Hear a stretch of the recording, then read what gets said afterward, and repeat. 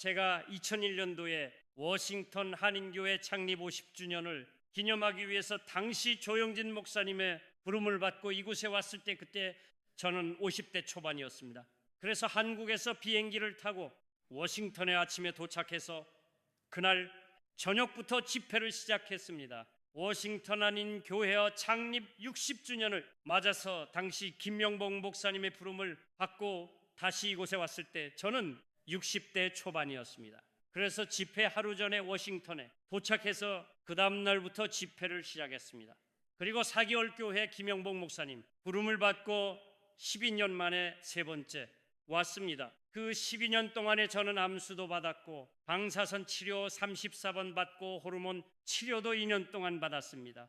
또 6년째 류마티즘을 앓고 있어서 그 약으로 인해서 얼굴이 이렇게 밤낮으로 부어 있습니다. 이렇게 여러 가지를 감안해서 또 지금은 제가 70대 중반이기 때문에 이번에는 이틀 전에 도착했습니다. 그래서 어제 하루를 잘 쉬고 이제 오늘부터 집회를 시작하는데 아직도 정신이 명료하게 깨지를 않습니다. 그래서 제가 오늘 좀 어리버리하더라도 양해해 주시기를 바랍니다.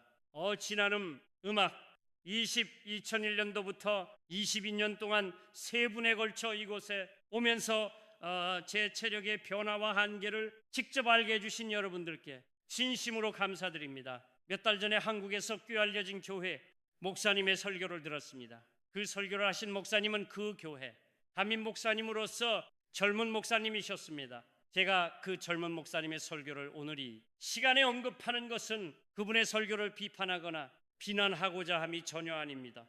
그분의 설교를 거울 삼아서 우리 자신들의 신앙을 점검해 보기 위함입니다.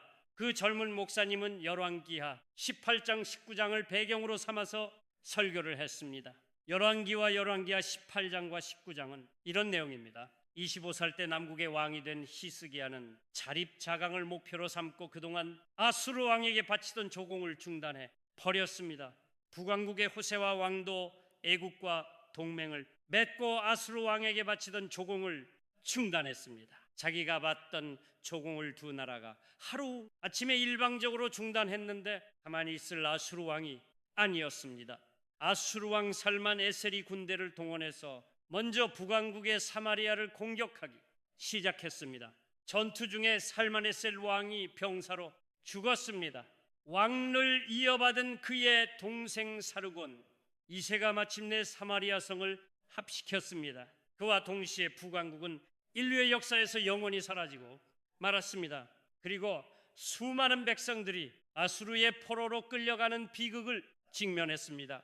그로부터 7년이 지나서 왕위에 오른 사르곤 2세의 아들 사네립이 이번에는 남국을 징벌하기 위해서 원정에 나섰습니다. 그가 원정에 나서자마자 딥나, 라기스, 에그론 무려 46개의 중요 요새가 사네립의 손아귀에 들어갔습니다. 이대로 가만히 있으면 남국도 북한국처럼 멸망할 게 눈에 뻔히 보입니다. 그래서 히스기야가 나기스에 있는 아수르 왕에게 급히 편지를 써서 사신을 보내었습니다. 그 편지 내용에 이렇습니다. 열왕기하 18장 14절입니다. 유다의 왕 히스기야가 라기스로 사람을 보내어 아수르 왕에게 이르되 내가 범죄하였나이다. 나를 떠나 돌아가소서. 왕이 내게 지우시는 것을 내가 당하리이다 하였더니 아수르 왕이 거둔 300달란트와 금 30달란트를 정하여 유다 왕 히스기야에게 내게 한지라. 아수르 왕이 하나님께 내가 범죄했습니다 하는 게 아니고 히스기야 왕이 하나님께 내가 범죄했습니다 하는 게 아니고 아수르 왕에게 내가 조공을 중단하게 한 게 크게 범죄했습니다. 제발 우리 땅에서 퇴각해 주세요. 당신이 어떤 배상금을 물리든지 내가 다 그 배상금 내겠습니다. 그냥 돌아만 가 주십시오. 그랬더니 사넬이 경이 그래. 그러면은 300달란트 그리고 금 300달란트를 내거라. 은 300달란트는 지금 단위로 따지면은 1281kg입니다. 10톤이 넘습니다. 금 30달란트는 1028.1kg입니다. 금만 1톤이 넘습니다. 그러니까 은 10톤, 금 1톤 엄청나죠. 히스기야는 왕군과 성전의 곳간에서 은을 다 털었는데 사넬이 부왕이 요구한 그 양이 되지 않았습니다. 금은 더 심각했습니다. 성전의 문에 칠해져 있는 금, 성전의 기둥에 칠해져 있는 금까지 다 벗겨 모았는데도 30달란트가 되지 않았습니다. 양의 미달라는 금과 은을 보냈는데 자기가 말한 양의 턱없이 미달하는 금과 은을 받은 사내립이 그래 내가 이해해 주마 그리고 돌아가겠습니까? 휘하 장군에게 즉각 남왕국을 공격하게 했습니다. 랍사의 장군이 군대를 이끌고 와서 그 성 안에 있는 남국 백성들에게 항복을 종용합니다. 동시에 사내립 왕이 히스기야 왕에게 항복하라는 편지를 따로 보내왔습니다. 그때 히스기야가 사내립 왕이 자기에게 보낸 그 협박 편지를 들고 성전에 올라갔습니다. 그리고 그 협박 편지를 성전에서 폈습니다. 하나님 이것 좀 봐달라는 거예요. 그리고 하나님께 기도했습니다. 요한계하 19장 15절에서 19절입니다. 그룹들 위에 계신 이스라엘 하나님의 하나님 여호와여, 주는 천한 만국의 홀로 하나님이시라. 주께서 천지를 만드셨나이다. 여호와여 귀를 기울여 들으소서. 여호와여 눈을 떠서 보시옵소서. 사내립이 살아계신 하나님을 비방하러 보낸 말을 들으시옵소서. 여호와여 아수르 여러 왕이 과연 여러 민족과 그들의 땅을 황폐하게 하고 또 그들의 신들을 불에 던져 사오니 이는 그들이 신이 아니요 사람의 손으로 만든 것 곧 나무와 돌뿐이므로 멸하였나이다. 우리 하나님 여호와여 원하온대 이제 우리를 그의 손에서 구원하옵소서. 그리하시면 천한 만국의 주 여호와가 홀로 하나님이신 줄 알리이다. 이렇게 간절히 기도했습니다. 이 내용을 간략하게 설명하자면 하나님이 상황을 좀 보시고 도와주십시오. 하나님 아시죠? 사내립이 여러 나라를 멸망시켰고 그 나라의 신들을 다 파괴했습니다. 근데 그 신들이 파괴당한 것은 살아 있는 신들이 아니고 전부 다 나무와 돌로 만들어진 우상들이었기 때문이지 않습니까? 근데 여호와 하나님 당신은 우상이 아니라 살아계시지 않습니까? 그러니까 도와주십시오. 당신이 우리를 도와주 구원해 주시면 이 세상 모든 사람들이 당신이 돌이나 나무가 아니라 살아계신 신인 줄 알고 이렇게 기도했습니다.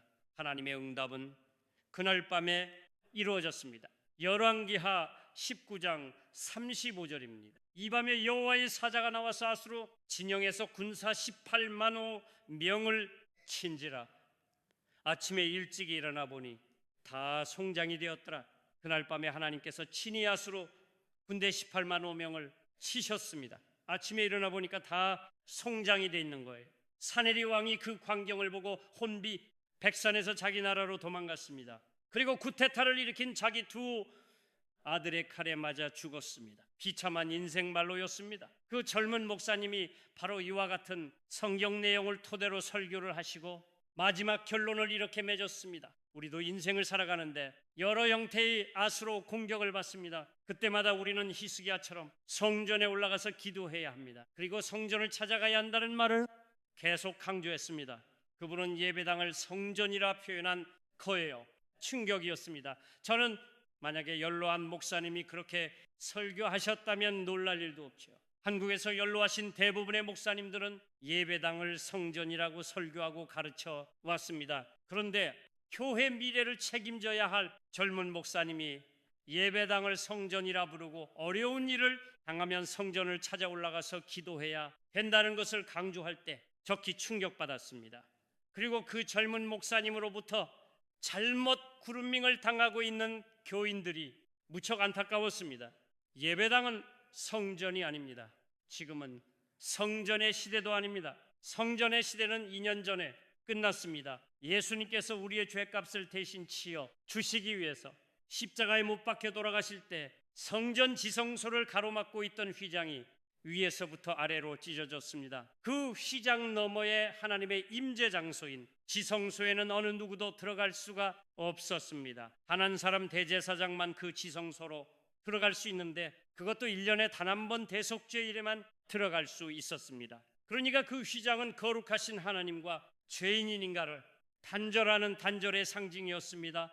그런데 예수님께서 우리를 위한 속죄, 제물로 돌아가심과 동시에 그 단절의 상징이 무너졌습니다. 누구든지 예수 그리스도 안에서 하나님께 나아갈 수 있게 된 겁니다. 그러니까 이제는 더 이상 나무와 돌로 만들어지고 짐승의 피로 제사 드리는 성전이 필요 없게 된 것입니다. 예수님께서 공생애를 처음 시작하시고 예루살렘 성전을 찾으셨습니다. 예루살렘 성전이 말입니다, 대사용 짐승을 파는 장사꾼들, 그리고 그 짐승들, 성전에서 사용하는 돈을 바꾸는 환전상들로 가득 차 있었습니다. 그들이 성전을 장악하고 있는 거예요. 그래서 예수님께서 노군으로 채찍을 만들어서 환전상들의 돈을 쓸어버리시고 그들의 판을 뒤집어 엎어엎고 모든 짐승들과 사람들을 다 내어 쫓았습니다. 그 성전 안에 있던 유대인들이 얼마나 분노했겠습니까? 듣도 보도 못한 청년이 한 명 들어와서 성전을 그들이 보기에는 난장판을 만드는 겁니다. 그래서 그들이 한 이야기가 요한복음 2장 18절에서 22절에 주님과 문답이 나와 있는데 18절을 통해 그들이 말합니다. 이에 유대인들이 대답하여 예수께 말하기를 내가 이런 일을 행하니 무슨 표적을 우리에게 보이겠느냐. 유대인들 심정으로는 지금 난장판을 만드는 이 예수를 당장 내어 쫓아버리고 싶죠. 그런데 이 사람이 도대체 무슨 권세로 이런 일을 행하는지 알 수 없단 말입니다. 그러니까 네가 무슨 권세로 이런 일을 하는지 우리한테 표적을 보여주거라. 쉽게 표현하자면 네가 지금 이런 짓을 하나님의 권세로 행하고 있다면 하나님의 권세에 합당한 권세를 보여줘. 만약에 못 보여주면 우리가 가만히 안 두겠다는 겁니다. 예수님께서 요한복음 2장 19절 20절을 통해 이렇게 말씀하셨습니다. 예수께서 대답하여 이르시되 너희가 이 성전을 헐라 내가 사흘 동안에 일으키리라. 유대인들이 이르되 이 성전은 46년 동안의 지역건을 내가 3일 동안에 일으키겠느냐 하더라. 예수님께서 돌과 나무로 지어진 예루살렘 성전을 가리키시면서 너희들이 이 성전을 헐라 그러면 내가 다시 사흘 동안에 일으키겠다. 그 유대인들이 기가 막혀서 야 이거 46년 동안 건축한 건데 네가 이걸 사흘 동안에 다시 짓는다고. 그 말이 유대인들에게는 성전 모독으로 들리는 거야. 거기에 얼마나 분노했으면 나중에 예수님께서 대제사장의 뜰에 잡혀가셨을 때 제제사장이 예수님을 재판할 때 예수님을 고발하는 사람들 가운데 손을 들고 저자가 성전을 헐라 그러면 내가 사흘 동안에 다시 짓겠다고 말했다고 고발했습니다. 그만큼 유대인들 가슴 속에 못이 밝혔던 얘기예요. 21절 22절 그러나 예수는 성전된 자기 육체를 가리켜라 죽은 자 가운데서 살아나신 후에야. 제자들이 이 말씀하신 것을 기억하고 성경과 예수께서 하신 말씀을 믿었더라. 그 말씀을 제자들도 그 자리에서 못 알아들은 거예요. 그런데 예수님께서는 성전된 자기 육체를 가리켜서 말씀하신 것입니다. 아까도 말씀드렸지만 주님께서 우리를 위한 십자가의 제물이 되셔서 돌아가셨습니다. 그게 끝이 아니었습니다. 그 주님께서 죽임당하심을 깨뜨리시고 사흘째 되는 날 부활하셨습니다. 그러니까 누구든지 예수 그리스도 안에서 하나님의 구원을 얻을 수 있게끔 주님께서 참 성전이 되신 지거예요. 돌과 나무로 지어진 성전은 언젠가는 소멸됩니다. 쇠퇴합니다. 그런데 죽음을 깨뜨리시고 영원히 부활하신 주님께서는 영원히 소멸하지 않는 영원한 성전이 되신 것입니다.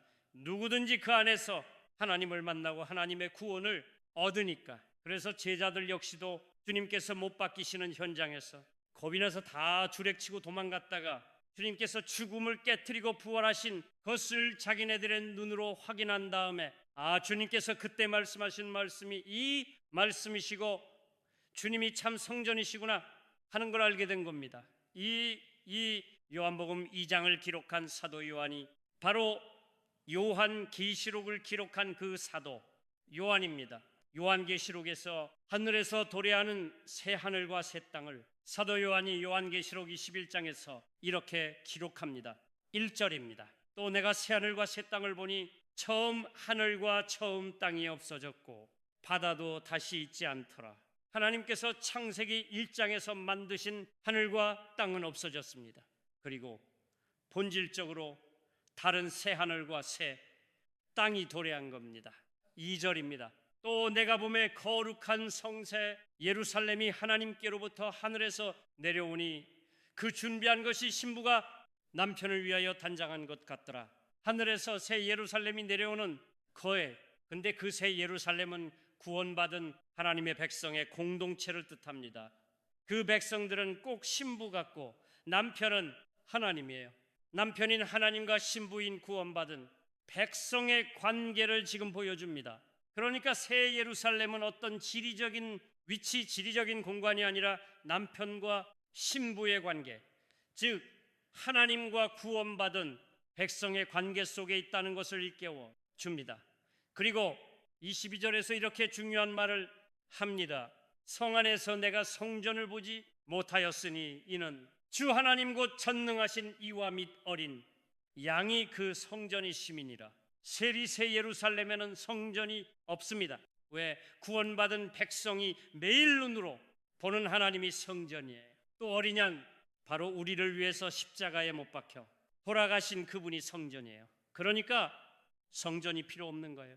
그런데 그 참 성전 되신 하나님께서 우리를 향해 이렇게 말씀하십니다. 고린도전서 3장 16절 17절, 오늘 본문입니다. 너희는 너희가 하나님의 성전인 것과 하나님의 성령이 너희 안에 계시는 것을 알지 못하느냐. 이 무슨 말씀입니까? 거의 대부분의 사람이 자기가 성전인 그걸 모르는 거예요. 돌과 벽돌로 지어진 예배당을 성전이라고 우상하면서 자기가 성전이 되어야 된다는 것을 알지 못하는 겁니다. 왜 우리가 성전인가? 하나님이 참 성전이신데 그 참 성전이신 하나님의 영이 우리 속에 계세요. 성전이신 하나님의 영이 우리 속에 계시니까 우리는 미물이고 보잘것 없다 할지라도 우리 속에 계신 그 성전 하나님으로 인해서 우리가 성전이 되는 거예요. 누구든지 하나님의 성전을 더럽히면 하나님이 그 사람을 멸하시리라. 여기 개정개역에는 더럽히면 이렇게 되어 있는데 아까 읽은 그 세변역 성경인가요? 거기는 파괴하면 이렇게 되어 있습니다. 그 말이 맞습니다. 헬라어 페이데이로는 파괴한다는 말입니다. 내 속에 하나님의 성전이 임해 계신데 내가 하나님을 외면하고 그 성전을 파괴한다는 건 하나님을 내가 짓밟아 버리는 것, 하나님을 무시하는 겁니다. 내가 성전으로 안 사는 건 내가 하나님을 파괴해 버리는 거예요. 그러니까 하나님께서 내가 너 속에 성전으로 임했는데 네가 나를 파괴하는구나. 그러면 나도 너를 멸하겠다. 하나님의 성전은 거룩하니 너희도 그러하니라. 너희가 바로 하나님의 성전이니 세상에서 구별된 거룩한 삶을 살아. 성전이신 하나님께서 우리에게 얘기해 주시는 거예요. 우리가 예배드리는 이 건물은 성전이 아니라 예배당이에요. 예수님께서 산에서 산상수훈 설교를 하시면 그 산이 예배당이었습니다. 예수님께서 벌판에서 말씀하시면 그 벌판이 예배당이었습니다. 예수님께서 바닷가에서 설교하시면 바닷가가 예배당이었습니다. 그래서 예수님께서는 이 땅에 계실 때 단 한 번도 벽돌과 나무로 집을 지으신 적이 없습니다. 당신 자신이 성전이고 예배당이기 때문입니다. 그러므로 예배당은 결코 성전일 수 없습니다. 예배당은 문제 그대로 예배드리는 집이에요. 예배드리는 집이기 때문에 예배드리는, 집에 들어가면 예배를 받는 주님만 보이는 거예요. 그게 예배당이에요. 근데 사람들이 예배당을 성전이라고 부릅니다. 성전이라는 건 문제 그대로 거룩한 집 아닙니까? 이게 거룩하다는 거예요. 천정이 다 거룩하다는 거예요. 이곳에서 우리가 예배를 드릴 때 예배를 받으시는 주님이 거룩한 게 아니고 사람이 손으로 돌과 벽돌로 만드니 집이 거룩한 집이라는 거예요. 왜 그런 생각을 하는가? 이 집안에 하나님이 계신다는 거예요. 그 생각은 틀린 생각이 아니죠. 그런데 이 예배당을 성전이라고 말하는 사람들이 이 성전 밖에도 하나님이 계셔 그러면 괜찮습니다. 이 우주원 만물 속에 하나님께서 계신 걸 알면 이 집을 성전이라고 우상시할 이유가 전혀 없습니다. 근데 예배당을 성전이라고 말하는 사람들은 하나님은 여기만 계신 거예요. 그게 문제가 되는 거예요. 그러니까 하나님이 예배당 안에만 계시기 때문에 이것이 성전이라고 말하는 사람들은 자기도 모르게 세 가지 오류를 범합니다. 나무와 돌로 만들어진 집을 성전이라고 말하는 것은 참 성전이신 하나님을 모독하는 것이고 참 성전으로 살아가야 할 자기 자신의 직무를 유기하는 것입니다. 이게 성전이 아니라 내가 성전이거든요. 여러분이 성전이거든요. 두 번째 오류는 이것을 성전이라고 얘기하면은 이곳에 들어와서 하나님이 여기만 계시기 때문에 이 밖에 계신 하나님을 여러분들은 만날 수가 없습니다. 왜 여러분 집에는 하나님이 없습니다. 여러분 일도에는 하나님이 없습니다. 하나님은 여기만 계신 거예요. 이 천한 만물 속에서 이 예배당 공간은 하늘의 구멍만도 못 해요.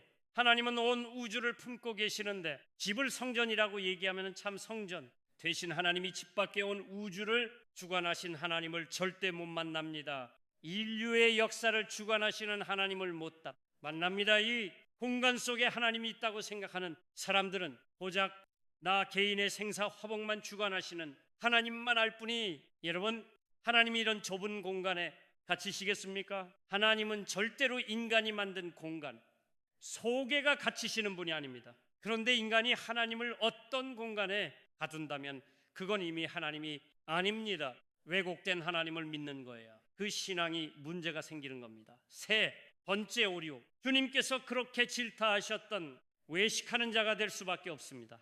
이중인격자가 되는 거예요. 예배당에선 다 거룩해요. 경건해요. 왜? 여긴 하나님 계시니까. 근데 주일 예배 경건하게 보고 집에만 가면 마음대로 해요. 왜? 하나님은 거기 안 계시거든요. 예배당에서는 다 경건한 운행을 하고 하나님 뜻이 뭐냐고 하는데 일터에서는 철저하게 돈의 논리로 해요. 왜? 하나님 거기 계시지 않기 때문에. 그래서 예배당은 결코 성전일 수 없습니다. 그런데 아까 언급한 그 젊은 목사님을 포함해서 한국의 연세 드신 많은 목사님, 대부분 목사님들이 예배당을 성전으로 우상시했습니다. 이 예배당을 성전으로 얼마나 절대하느냐 하면요, 여러분은 정말 건강한 교회 다니시는 거예요. 이 성전이 하나님이 계시는 신성한 절대 공간이잖아요. 그 중에서 제일 더 신성한 데가 강단입니다. 저는 미국에서도 봤습니다. 이 강단에 신을 못 신고 올라갑니다. 거룩하니까. 그래서 저기서 신 벗고 슬리퍼 신고 올라가요. 한국의 그런 교회는 태반입니다. 제가 그런 교회 볼 때마다 생각하는 게, 예의로 따지자면 슬리퍼 신는 게 더 무례한데 그렇지 않습니까 여러분? 내가 귀한 손님을 만나는데 구두 먹고 슬리퍼 신고 만나고 그분은 구두 신고 있다 이 말이 안 되지 않습니까? 여기는 강대상이 하나예요. 목사가 설교하는 강대상에서 장로는 기도 못합니다. 그래서 장로 기도하는 상은 따로 있습니다. 집사님들이 무슨 광고를 할 때는 집사님은 아예 올라오지도 못하고 밑에서 해야 돼. 제가 5대양 6대 한국 국내교회는 말할 것도 없고요. 5대양 6대주에 있는 많은 한인 교회를 가봤습니다. 예배 시간에 예배당을 성전이라고 기도하시는 분들이 정말 많습니다. 여러분이 성전인데 이 돌멩이 이 나무로 된 이 집을 성전이라고 거룩하고 신성시하는 믿음으로 여러분들이 새로운 미래를 맞을 수 있겠습니까? 심각하게 생각해야 합니다. 창세기에 등장하는 사람들의 하나님, 인식은 탁월했습니다. 홍수가 터졌을 때 노아 가족이 하나님께서 명령하신 방주를 만들고 방주에 들어간 날짜가 노아 600세 되던 해 2월 17일입니다. 그리고 노아 가족이 그 방주에서 나온 날짜가 노아 601세 되던 해 2월 27일입니다. 노아 가족이 그 밀폐된 공간 속에 있다가 1년 10일 만에 방주에서 나온 겁니다. 그들이 방주에서 나와서 한 일을 창세기 8장 18절 21절 상반절이 전해줍니다. 노아가 그 아들들과 그의 아내와 그 며느리들과 함께 나왔고 땅 위의 동물 곧 모든 짐승과 모든 기는 것과 모든 새도 그 종류대로 방주에서 나왔더라. 노아가 여호와께 제단을 쌓고 모든 정결한 짐승과 모든 정결한 새 중에서 제물을 취하여 번제로 제단에 드렸더니 여호와께서 그 향기를 받으시고 노아가 지금 1년 10일 만에 방주 문을 열고 나왔습니다. 노아가 들어갈 때 하나님께서 문을 닫으셨거든요. 그 노아는 그 문을 열 수가 없습니다. 이 하나님께서 열어 주시니까 그 문을 통해서 노아 식구가 나왔습니다. 그리고 노아가 내가 하나님께 어디서 예배해야 될까? 거룩한 장소가 어딜까? 찾아다니지 않았습니다. 배에서 나오자마자 거기서 제단을 쌓았습니다. 왜? 하나님은 무소무지하십니까? 그랬더니 배에서 나오자마자 그 첫 발을 디딘 자리에서 번제로 제단을 제물에 드렸더니 여호와께서 그 향기를 받으셨다. 야 노아야, 너 왜 이렇게 허접한 대서 제사드리냐? 왜 거룩한 집을 먼저 짓고 제사 드려야지 안 그러셨습니다. 하나님께서 아브라함을 부르셨죠. 창세기 12장 7절에서 8절입니다. 여호와께서 아브라함에게 나타나 이르시되 내가 이 땅을 내 자손에게 주리라 하신지라. 자기에게 나타나신 여호와께 그가 그곳에서 제단을 쌓고 하나님께서 지정하신 가나안 땅으로 갔을 때 하나님께서 나타나셔서 내 이 땅너 자손에게 주께 말씀하셨습니다. 그래서 그 자리에서 아브라함이 제단을 쌓았습니다. 그러면 하나님께서 그 자리에서 말씀하셨기 때문에 그 자리가 신성시 되어서 아브라함이 계속 그 자리에서만 예배 드렸는가? 아닙니다. 그 자리에서 한번 드렸습니다. 그리고 거기서 베델 동쪽 산으로 옮겨 장막을 치니 서쪽은 베델이요 동쪽은 아이라. 그가 그곳에서 여호와께 제단을 쌓고 여호와의 이름을 부르더라. 처음 제사 드렸던 곳에서 베델을 동쪽으로 갔습니다. 그리고 멈추어서 거기 또 단을 쌓았습니다. 왜? 하나님은 무서 부재하시니까. 인위적인 거룩한 것이 필요 없는 거예요. 이 세상 모든 것이 하나님께서 계시고 거룩한 하나님의 집인 거예요. 하나님께서 아브라함에게 절대 순종을 요구하시기 위해서 이삭을 헌제할 때 너 모리아 산으로 가서내 아들을 바치라라고 명령하신 한 번의 예외를 제외하고 한 번도 특정한 장소를 하나님께서 명령하신 적도 없고 아브라함이 특정한 장소를 찾아다닌 적도 없습니다. 어디서든지 예배드렸습니다. 어디서든지 예배드리면 그곳이 예배당이었던 겁니다. 야곱이 형에서가 죽이려고 해서 외삼촌 집으로 도망가지 않습니까? 워낙 급하게 도망갔기 때문에 뭘 가져간 게 없습니다. 하다가 밤이 되어서 허벌판에서 돌 하나 빼고 잠을 자지 않습니까? 근데 그날 밤에 주님께서 야곱에게 나타나셨습니다. 야곱이 창세기 28장 16절부터 19절 이렇게 고백합니다. 야곱이 잠이 깨어 이르되 여호와께서 과연 여기 계시거늘을 내가 알지 못하였도다. 야곱은 벌판이라고 잠자겁니다. 아버지 집에서 떨어져 나와서 나는 혈단신 혼자라고 생각하고 잠잔 겁니다. 하나님께서 여기도 계시구나. 근데 내가 지금까지 그걸 모르고 있었구나. 이에 두려워하여 이르되 두렵도다. 이곳이여 이것은 다름 아닌 하나님의 집이요이는 하늘의 문이로다 하고 자기가 지금 누워있는데 이 전체가 다 하나님의 집이에요.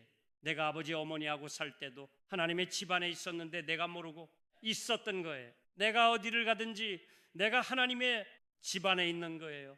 그걸 이제 깨달은 겁니다.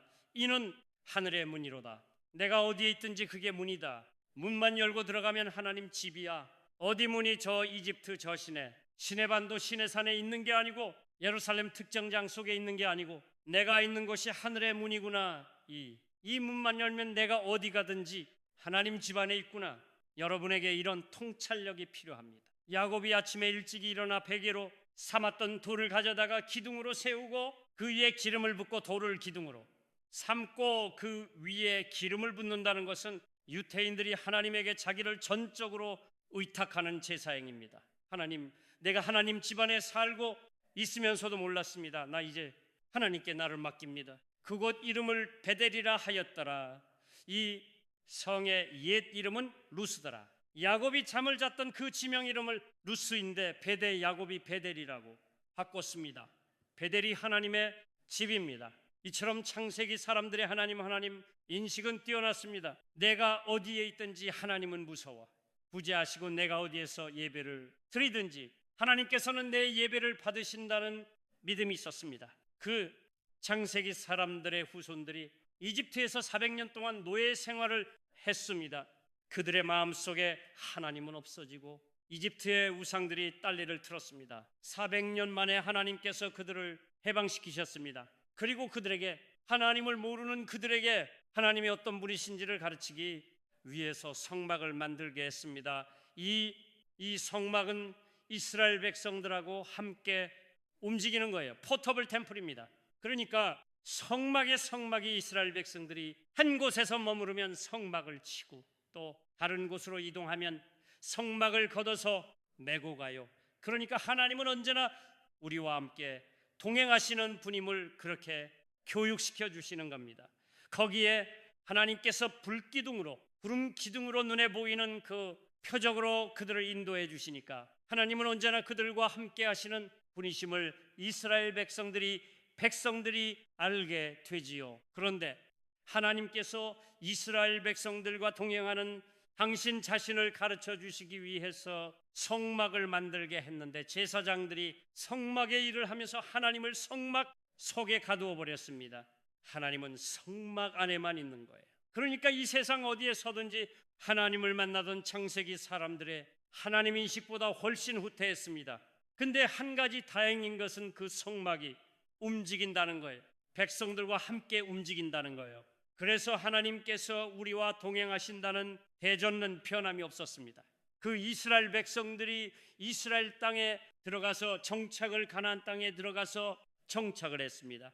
그리고 솔로몬 시대에 그 유명한 예루살렘 성전을 지었습니다. 솔로몬 왕이 성전을 지었는데 그 성전을 지은 솔로몬 자신도 자기가 그렇게 심혈을 기울여서 돌과 나무로 최고의 나무와 돌로 건축물을 만들지만이 건축물 안에 하나님께서 갇혀 계시지 않는다는 걸 알고 있었습니다. 그래서 성전을 낙성식할 때 솔로몬이 하나님께 이렇게 기도합니다.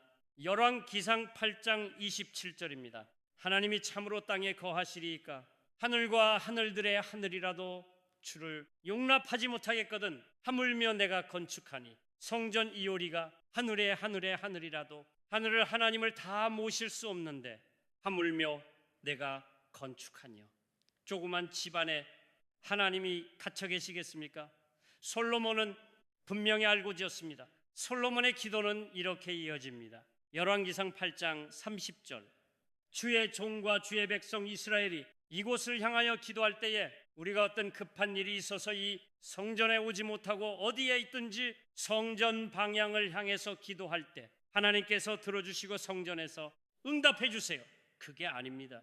주의 종과 주의 백성 이스라엘이 이곳을 향하여 기도할 때에 주는 그 간구함을 들으시되 주께서 계신 곳 하늘에서 들으시고 들으시사 사하여 주옵소서.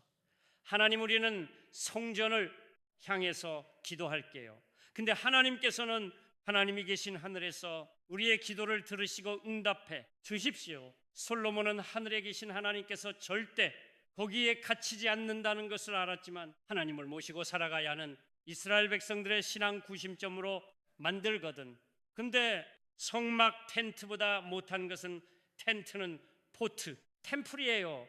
움직이는 성전입니다. 성막이에요. 예루살렘 성전돌과 나무로 지은 건 붙박이 성전이에요. 이건 움직이지 못해요. 그런데 제사장들이 하나님을 그 붙박이 성전 안에 가두어 버렸습니다. 하나님께서 갇힐 수 있습니까? 안 갇히십니다. 그러니까 하나님께서 이 안에만 계신다고 생각하던 하나님은 하나님이 아니신 거죠. 제사장들이 하나님은 이 성전 안에만 계신다고 하고 하나님을 대리하면서 소위 제사장 직분이 권력화되고 교권주의가 발행되었습니다. 복권주의가 발흥되면서 제사장 그룹은 물론이고 유대교인들 모두 영적, 심적, 물적 타락을 초래하게 되었습니다.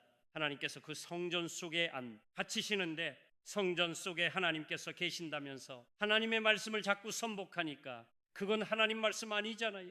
그래서 하나님께서 어느 시기부터, 정확하게 말하자면 나단 선지자 시기부터 선지자들을 통해서 얘기하십니다. 성전에 있는 제사장 그룹을 버리신 겁니다. 더 이상 그들을 통해서 말씀하지 않습니다. 그들이 하나님을 예루살렘 성전 안에만 계시다고 얘기하기 때문에 그들을 통해서 얘기하면 하나님의 말씀이 다 왜곡되기 때문입니다.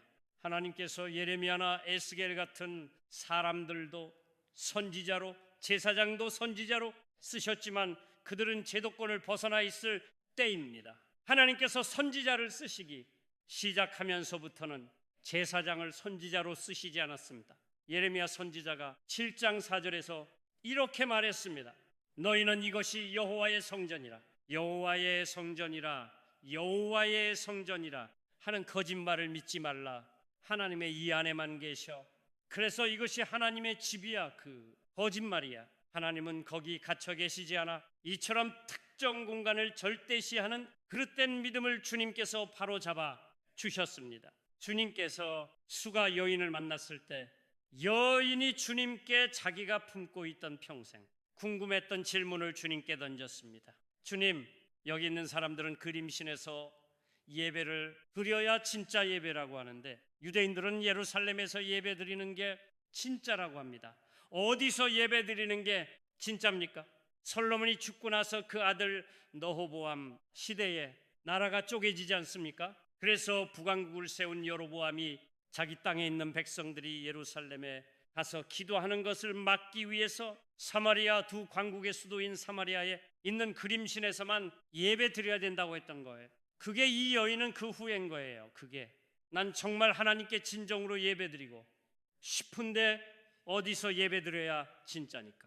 예수님께서 요한복음 4장 21절을 통해 이렇게 답하셨습니다. 예수께서 이르시되 여자야 여자여 내 말을 믿으라. 이 산에서도 말고 예루살렘에서도 말고 너희가 아버지께 예배할 때가 이르리라.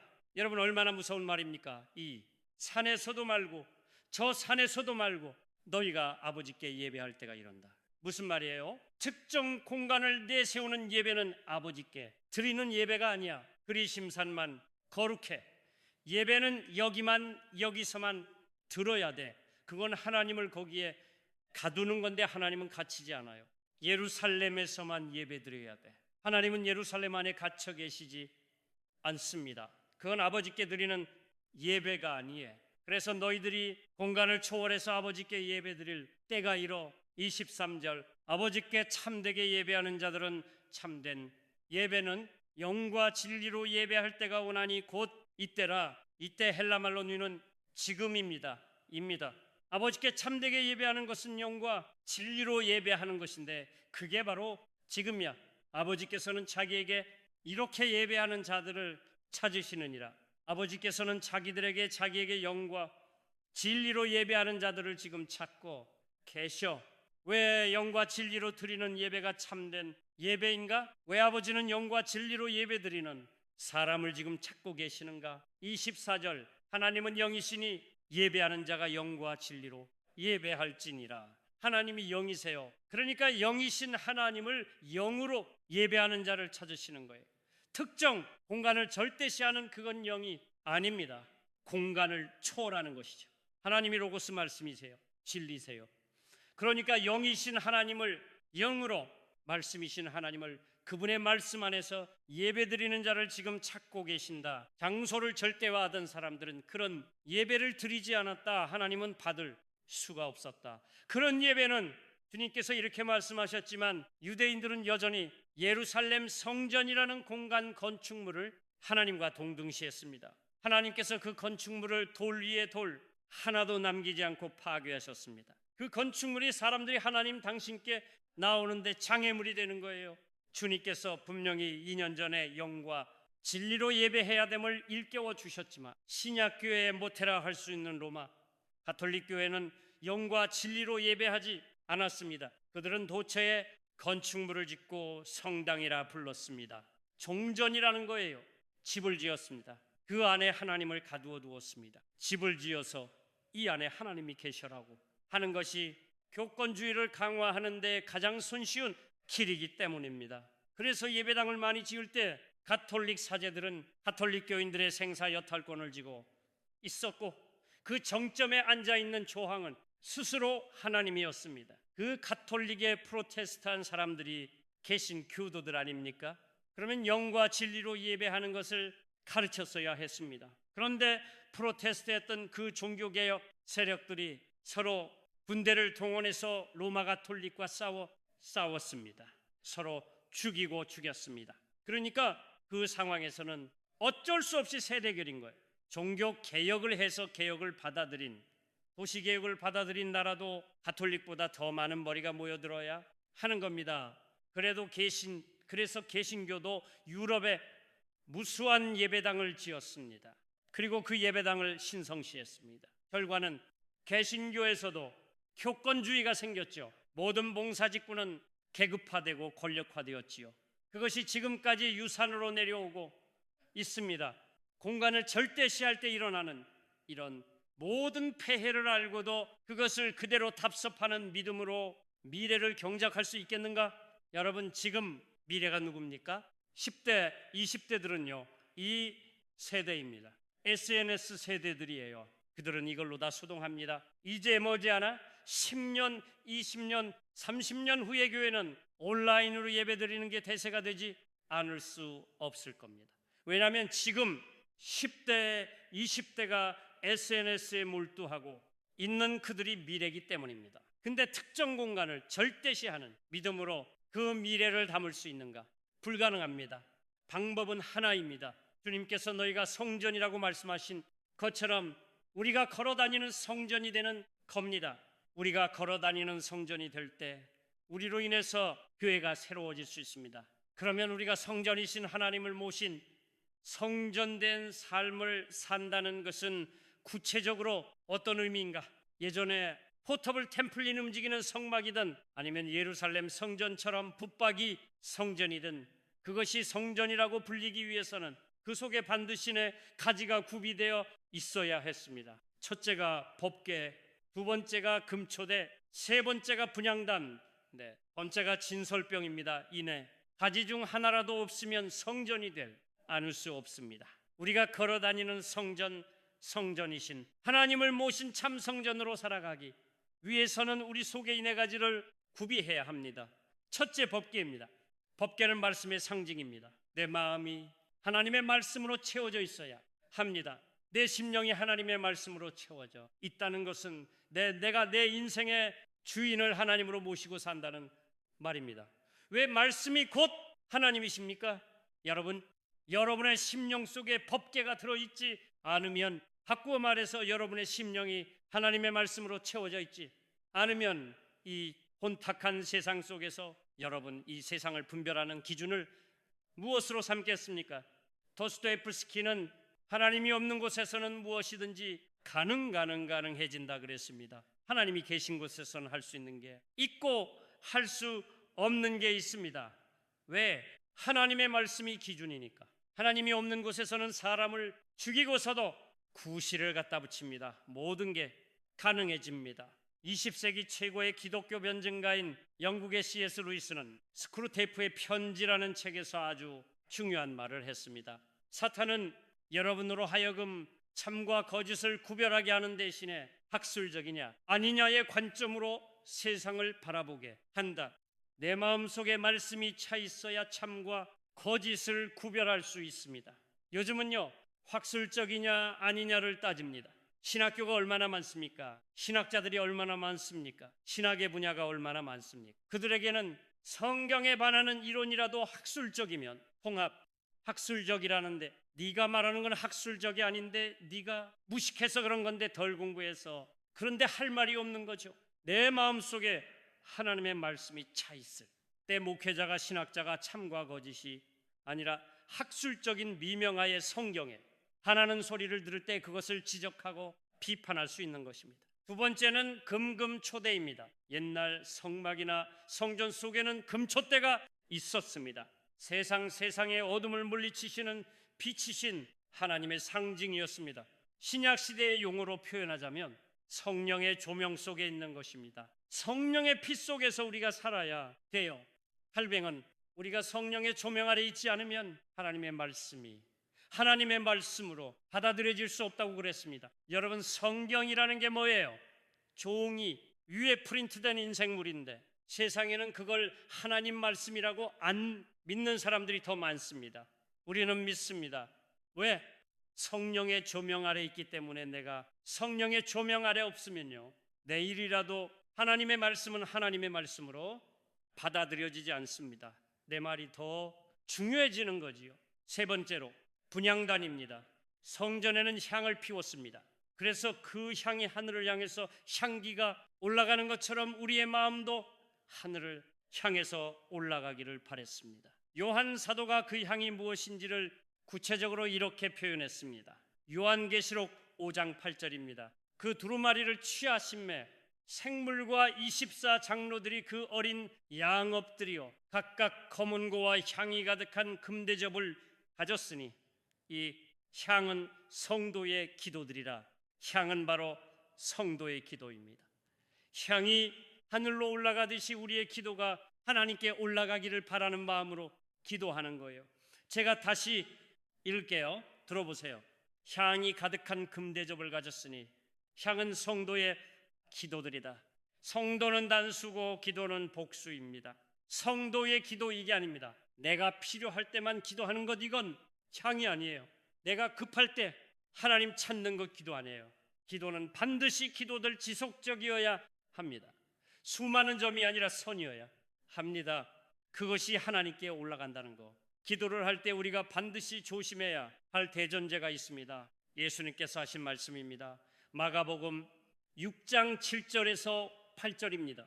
또 기도할 때 이방인과 같이 중언부언하지 말라. 그들은 말을 많이 하여야 들으실 줄을 생각하느니라. 이방인은 기도하는데요, 충언은 부언합니다. 그래야 자기네들이 믿는 신이 들어 주시겠지 생각합니다. 왜 그래요? 이방인들이 믿는 신은 돌 아니면 나무입니다. 이 죽은 거예요.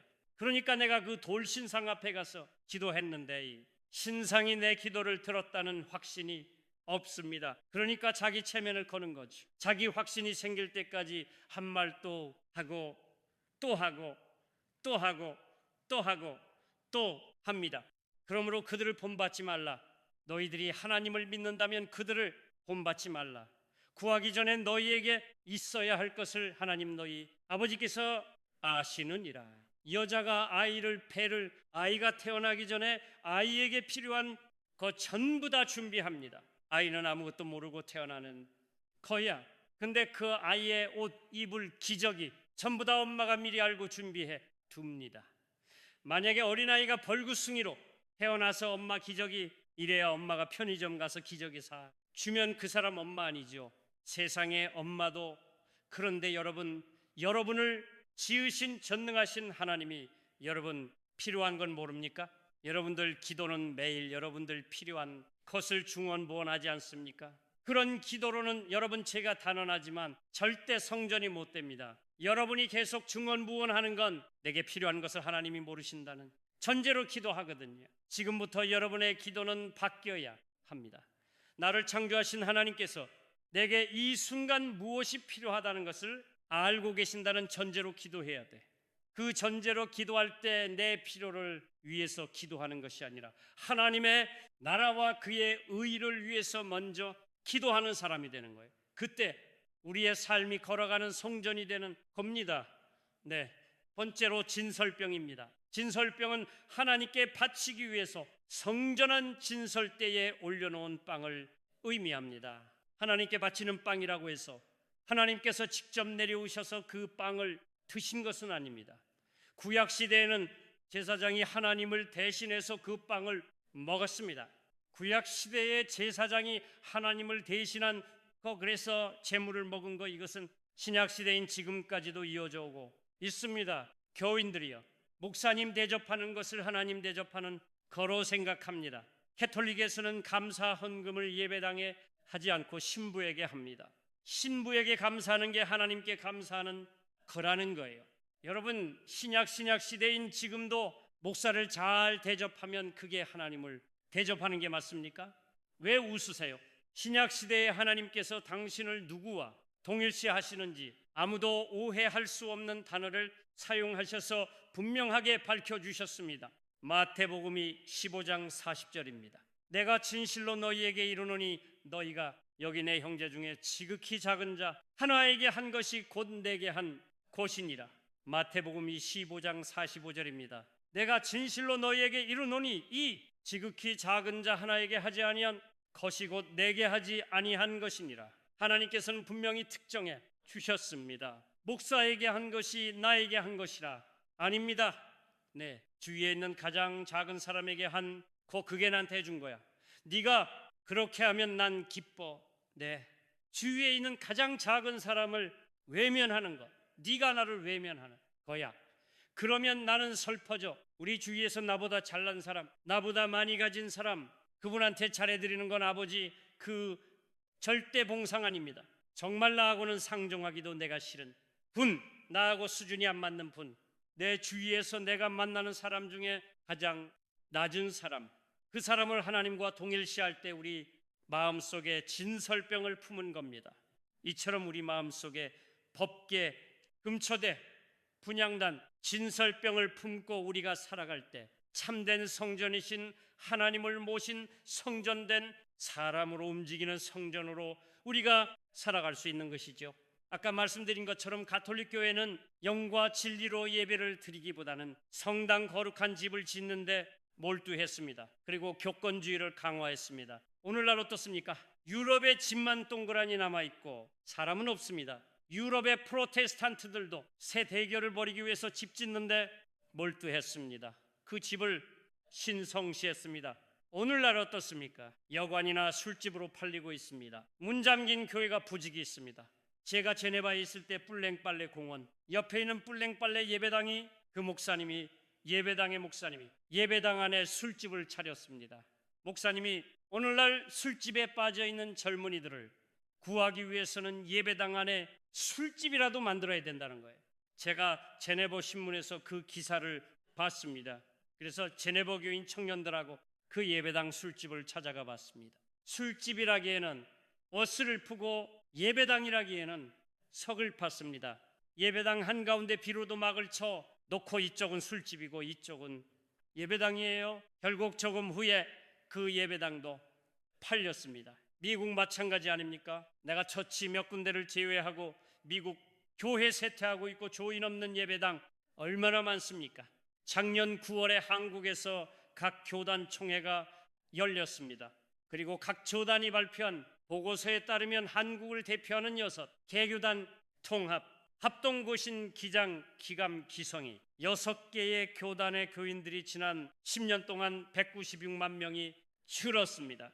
앞으로 20년, 30년 후면 그 교단들 다 없어질지 모릅니다. 그런데도 아무도 위기의식을 느끼지 않습니다. 내 예배당을 신성시하고 내 예배당 안에 들어와야 구원받는다고 합니다. 10년 동안에 196만 명이 줄면 얼마나 많이 줄었습니까? 예배당이 줄어 교인들이 줄어들면 줄어들수록 많은 목사님들은 자기가 목회하는 공간을 더 절대합니다.